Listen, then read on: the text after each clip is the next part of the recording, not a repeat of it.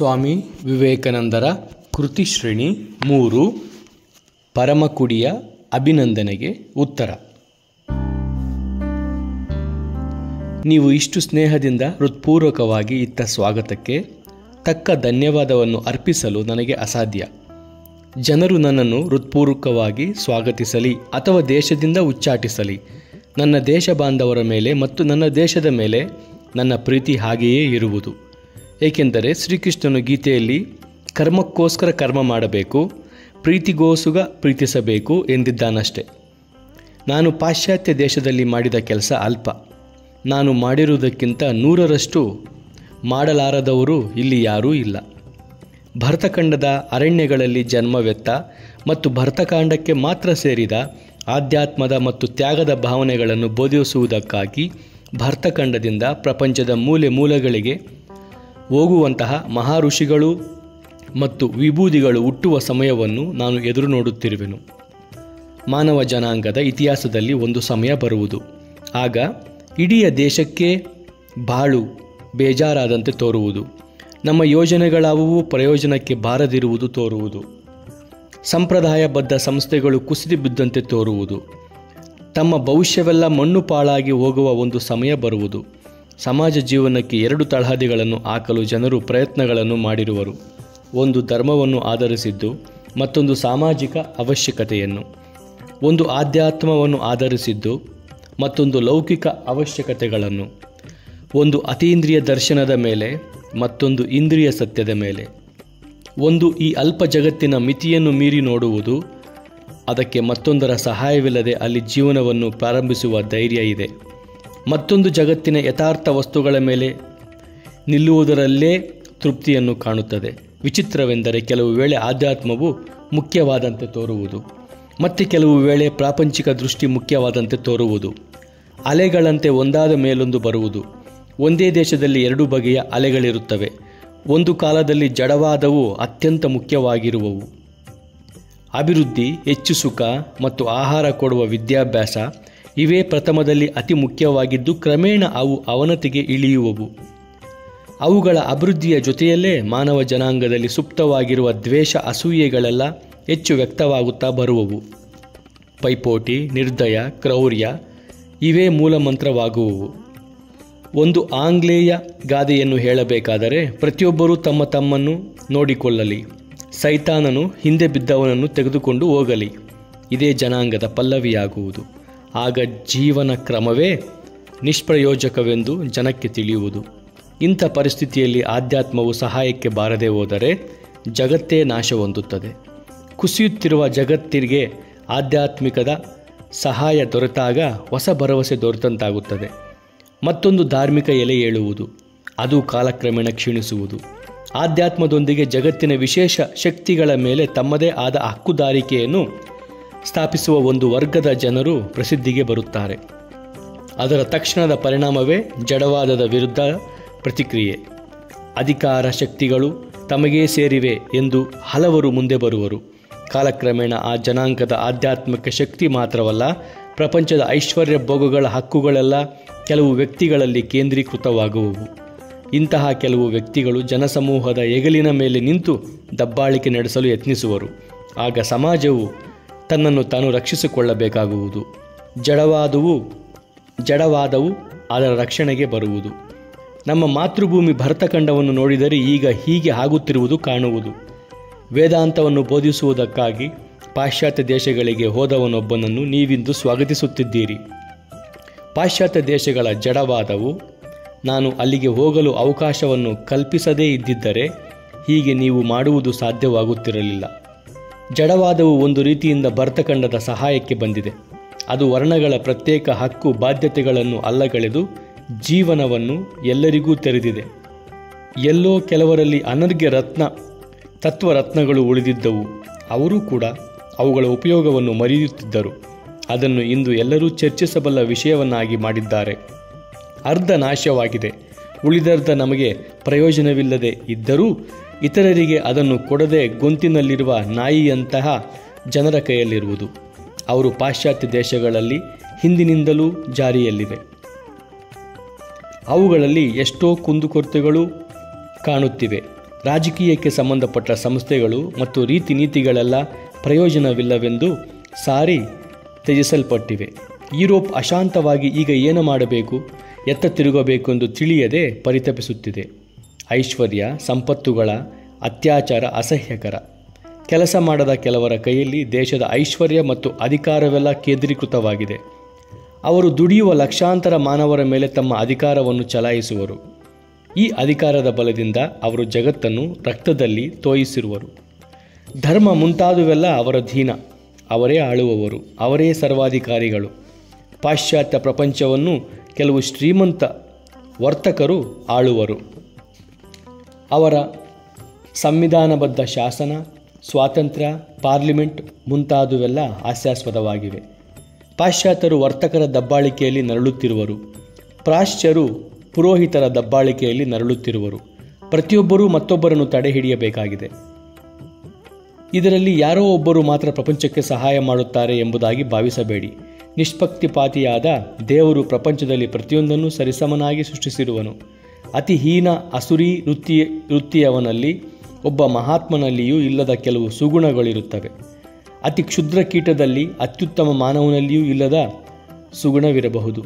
ಒಬ್ಬ ಕೂಲಿಯನ್ನು ತೆಗೆದುಕೊಳ್ಳಿ, ಅವನ ಪಾಲಿಗೆ ದೊರಕುವ ಸುಖ ಅತ್ಯಲ್ಪ. ಅವನಿಗೆ ನಿಮ್ಮಷ್ಟು ಬುದ್ಧಿ ಇಲ್ಲ. ಅವನ ವೇದಾಂತವನ್ನು ತಿಳಿದುಕೊಳ್ಳಲಾರ. ಆದರೆ ನಿಮ್ಮ ದೇಹದೊಂದಿಗೆ ಅವನ ದೇಹವನ್ನು ಹೋಲಿಸಿ ನೋಡಿ. ನಿಮ್ಮ ದೇಹದಷ್ಟು ಸೂಕ್ಷ್ಮವಲ್ಲ ಅವನ ದೇಹ. ಅವನು ಹೆಚ್ಚು ಕಷ್ಟ ಸಹಿಸಬಲ್ಲವನೆಂದು ಕಾಣುವುದು. ಅವನಿಗೆ ಗಾಯವಾದರೆ ಅದು ನಮ್ಮ ಗಾಯಕ್ಕಿಂತ ಬೇಗ ಮಾಗುವುದು. ಅವನ ಆನಂದ ಪಂಚೇಂದ್ರಿಯಗಳಲ್ಲಿದೆ. ಅವನು ಅವುಗಳಲ್ಲಿ ಆನಂದಿಸುವನು. ಅವನ ಜೀವನದಲ್ಲೂ ಒಂದು ಸಮತೋಲನವಿದೆ. ಒಬ್ಬನು ಜಡ ಪ್ರಪಂಚದ ಕಾರ್ಯಕ್ಷೇತ್ರದಲ್ಲಿರಲಿ, ಬುದ್ಧಿಗೆ ಸಂಬಂಧಪಟ್ಟ ಕ್ಷೇತ್ರದಲ್ಲಿರಲಿ, ಆಧ್ಯಾತ್ಮಿಕಕ್ಕೆ ಸಂಬಂಧಪಟ್ಟ ಕ್ಷೇತ್ರದಲ್ಲಿರಲಿ, ದೇವರು ಪಕ್ಷಪಾತವಿಲ್ಲದೆ ಎಲ್ಲರಿಗೂ ಒಂದೇ ಬಗೆಯ ತೃಪ್ತಿಯನ್ನು ಕೊಟ್ಟಿರುವನು. ಆದ ಕಾರಣ ನಾವೇ ಪ್ರಪಂಚವನ್ನು ಉದ್ಧಾರ ಮಾಡುವವರು ಎಂದು ತಿಳಿಯಬೇಕಾಗಿಲ್ಲ. ನಾವು ಪ್ರಪಂಚಕ್ಕೆ ಎಷ್ಟೋ ವಿಷಯಗಳನ್ನು ಕಲಿಸಬಹುದು ಮತ್ತು ಅದರಿಂದ ಎಷ್ಟೋ ವಿಷಯಗಳನ್ನು ಕಲಿಯಬಹುದು. ಆಯಾಯ ದೇಶಕ್ಕೆ ಏನು ಅವಶ್ಯಕವೋ ಅದನ್ನು ಮಾತ್ರ ನಾವು ಕಲಿಸಬಹುದು.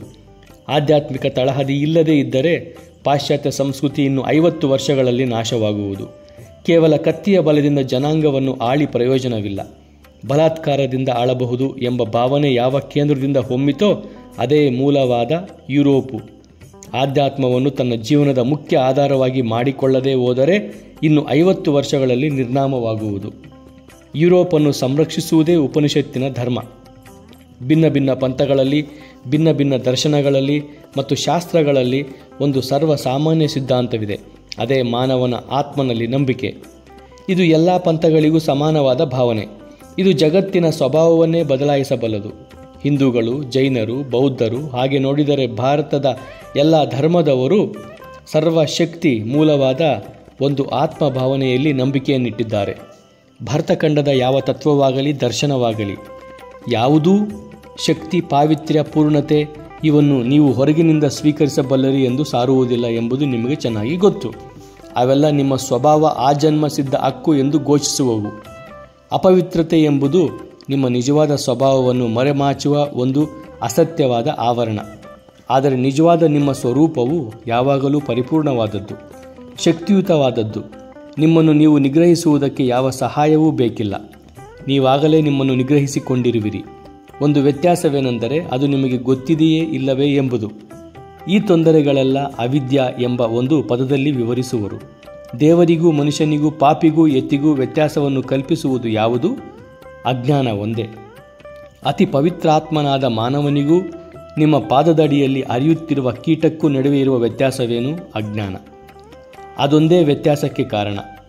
ಹರಿಯುತ್ತಿರುವ ಆ ಕ್ಷುದ್ರ ಕೀಟದ ಅಂತರಾಳದಲ್ಲಿ ಸಾಕ್ಷಾತ್ ಭಗವಂತನ ಅನಂತ ಶಕ್ತಿ, ಜ್ಞಾನ, ಪಾವಿತ್ರ್ಯಗಳು ಸುಪ್ತವಾಗಿವೆ.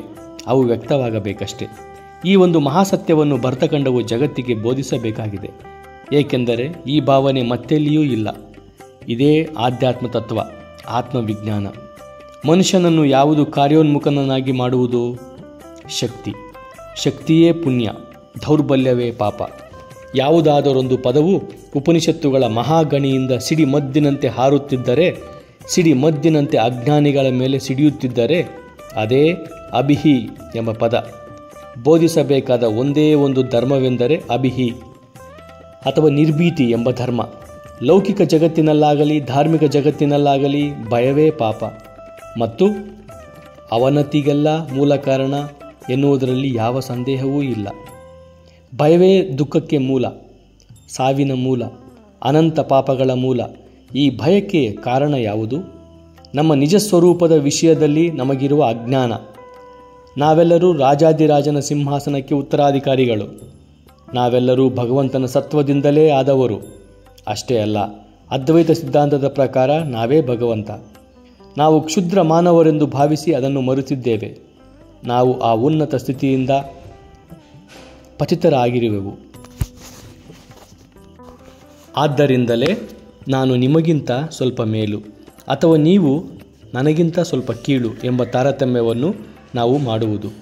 ಭರ್ತಖಂಡ ಜಗತ್ತಿಗೆ ಸಾರಬೇಕಾದ ಒಂದು ಮಹಾ ಸಂದೇಶವೇ ಈ ಏಕತ್ವದ ಭಾವನೆ.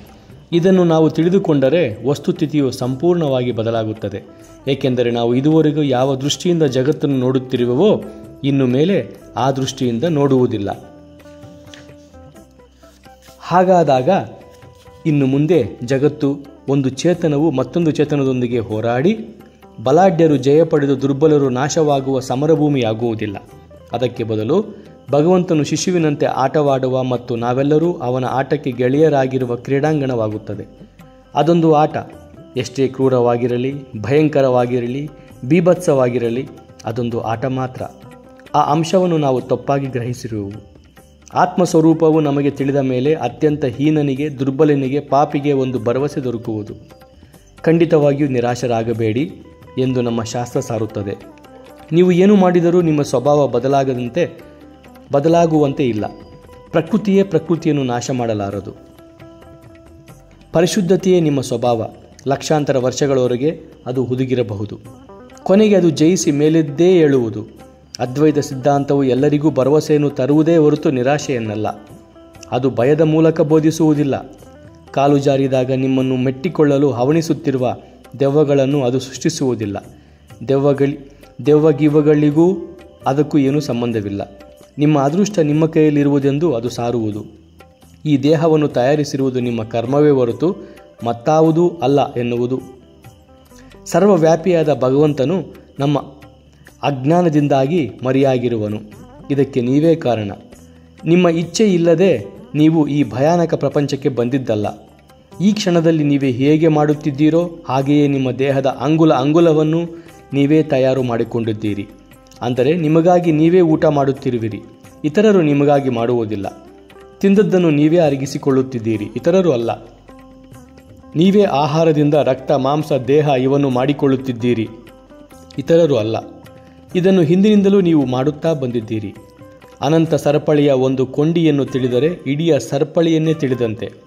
ನಿಮ್ಮ ದೇಹಕ್ಕೆ ನೀವೇ ಕಾರಣ ಎಂದು ತಿಳಿದರೆ ಹಿಂದಿನ ಮತ್ತು ಮುಂದಿನ ದೇಹಗಳಿಗೂ ನೀವೇ ಕಾರಣವೆಂದು ತಿಳಿಯುತ್ತೀರಿ. ಎಲ್ಲ ಒಳ್ಳೆಯ ಮತ್ತು ಕೆಟ್ಟದರ ಜವಾಬ್ದಾರಿಯೂ ನಮ್ಮ ಮೇಲೆ ಇರುವುದು ಆಶಾಜನಕ ಸಂಗತಿ. ನಾನು ಏನನ್ನು ಕಟ್ಟಿರುವೆನೋ ಅದನ್ನು ಧ್ವಂಸ ಮಾಡಬಲ್ಲೆ. ಆದರೆ ನಮ್ಮ ಧರ್ಮವು ಭಗವಂತನ ಕೃಪೆ ಎಂದು ತತ್ವವನ್ನು ನಿರಾಕರಿಸುವುದಿಲ್ಲ. ಅವನ ಕೃಪೆ ಯಾವಾಗಲೂ ಇದ್ದೇ ಇರುತ್ತದೆ. ಈ ಒಳ್ಳೆಯ ಮತ್ತು ಕೆಟ್ಟ ಮಹಾಪ್ರವಾಹದ ಪಕ್ಕದಲ್ಲೇ ಅವನೂ ಇದ್ದಾನೆ. ಬಂಧನಾತೀತನಾದ ಅನವರತವೂ ದಯಾಮೂರ್ತಿಯಾದ ಭಗವಂತ ಯಾವಾಗಲೂ ನಮ್ಮನ್ನು ಪಾರುಗಾಣಿಸಲು ಸಿದ್ಧನಾಗಿರುವನು. ಅವನ ಕೃಪೆ ಅಪಾರವಾದುದು. ಪರಿಶುದ್ಧಾತ್ಮರಿಗೆಲ್ಲ ಅದು ಲಭಿಸುವುದು. ನಿಮ್ಮ ಆಧ್ಯಾತ್ಮಿಕತೆಯು ಒಂದು ದೃಷ್ಟಿಯಲ್ಲಿ ನೂತನ ಸಮಾಜ ಸ್ವರೂಪಕ್ಕೆ ಆಧಾರಭೂತವಾಗಿರಬೇಕು. ನನಗೆ ಹೆಚ್ಚು ಸಮಯವಿದ್ದಿದ್ದರೆ ಪಾಶ್ಚಾತ್ಯರು ನಮ್ಮ ಅದ್ವೈತ ಸಿದ್ಧಾಂತದ ನಿರ್ಣಯಗಳಿಂದ ಹೇಗೆ ಹಲವು ವಿಷಯಗಳನ್ನು ಇನ್ನೂ ಕಳೆಯಬೇಕಾಗಿದೆ ಎಂಬುದನ್ನು ತೋರಿಸುತ್ತಿದ್ದೆ. ಏಕೆಂದರೆ ವಿಜ್ಞಾನದ ನವ ಆವಿಷ್ಕಾರಗಳ ಈ ಯುಗದಲ್ಲಿ ಸಗುಣ ದೇವರ ಕಲ್ಪನೆಯಿಂದ ಅವರಿಗೆ ಹೆಚ್ಚು ಪ್ರಯೋಜನವಿಲ್ಲ. ಆದರೆ ಧರ್ಮದ ವಿಷಯದಲ್ಲಿ ಅಷ್ಟೇನೂ ಪಕ್ವವಲ್ಲದ ಭಾವನೆಯನ್ನು ಹೊಂದಿರುವ ವ್ಯಕ್ತಿ ದೇವಸ್ಥಾನ, ದೇವತಾಮೂರ್ತಿಗಳು ಮುಂತಾದವರನ್ನು ಬಯಸಿದರೆ ಅವುಗಳನ್ನು ಬೇಕಾದಷ್ಟು ಪ್ರಮಾಣದಲ್ಲಿಟ್ಟುಕೊಳ್ಳಬಹುದು. ಜಗತ್ತಿನಲ್ಲಿ ಪ್ರೀತಿಸುವುದಕ್ಕೆ ಒಬ್ಬ ಪರಮೇಶ್ವರ ಬೇಕಾಗಿದ್ದರೆ ಇನ್ನೂ ಇದುವರೆಗೂ ಕಲ್ಪಿಸಿಕೊಳ್ಳದಂತಹ ಪರಮೋತ್ಕೃಷ್ಟ ಪರಮೇಶ್ವರನ ಭಾವನೆ ಇಲ್ಲಿದೆ. ಒಬ್ಬನು ವಿಚಾರವಾದಿಯಾಗಿ ಯುಕ್ತಿಯನ್ನು ತೃಪ್ತಿಪಡಿಸಿಕೊಳ್ಳಬೇಕಾದರೆ ನಿರ್ಗುಣ ಬ್ರಹ್ಮನ ವಿಚಾರವಾಗಿ ಯುಕ್ತಿಯುಕ್ತ ಭಾವನೆಗಳು ಕೂಡ ಇಲ್ಲಿವೆ.